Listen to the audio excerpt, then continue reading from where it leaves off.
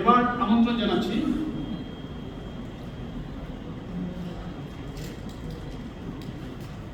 মনির জমান মোল্লাকে। পেশায় তিনি ছিলেন পেপার বিক্রেতা।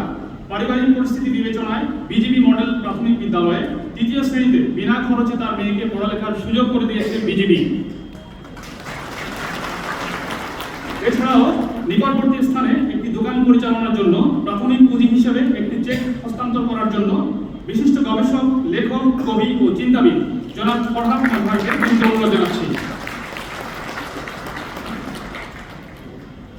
এবার জনাব মোহাম্মদ শহীদুল ইসলাম, তিনি একজন রাজমিস্ত্রি ছিলেন। তাকে স্বাবলম্বী করার উদ্দেশ্যে একটি অটোরিকশা হস্তান্তরের জন্য মহাপরিচালক, Border Guard Bangladesh, Major General Mohammad Ashrafuzzaman Siddiqui, OSP, BSP, SUP, NDC, পিএসসিএমপিকে বিনীত অনুরোধ জানাচ্ছি।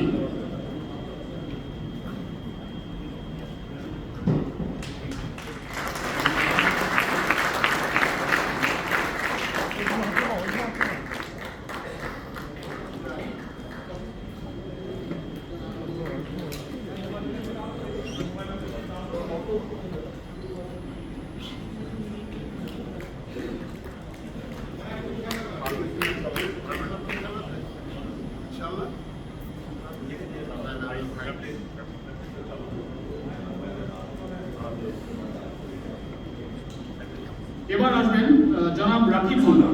তিনি একটি গ্যারেজে কর্মরত ছিলেন জুলাই আন্দোলনের সময়। জনাব রাকিব মোল্লাকে একটি অটো ভ্যান প্রদান করার জন্য মৎস্য ও প্রাণী সম্পদ মন্ত্রণালয়ের মাননীয় উপদেষ্টা মিসেস ফরিদা আক্তারকে বিনীত অনুরোধ জানাচ্ছি।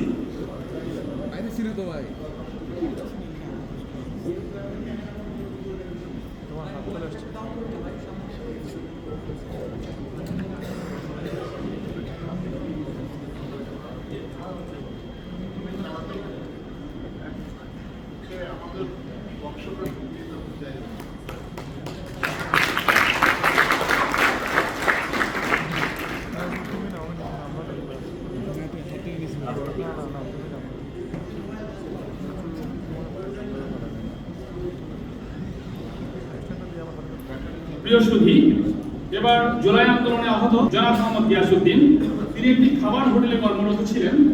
ভবিষ্যতে স্বাবলম্বী হওয়ার উদ্দেশ্যে একটি রিক্সা হস্তান্তর করার জন্য স্বরাষ্ট্র মন্ত্রণালয়ের মাননীয় উপদেষ্টা লেফটেন্যান্ট জেনারেল অবসরপ্রাপ্ত মোহাম্মদ জাহাঙ্গীর আলম চৌধুরীকে বিনীত অনুরোধ জানাচ্ছি।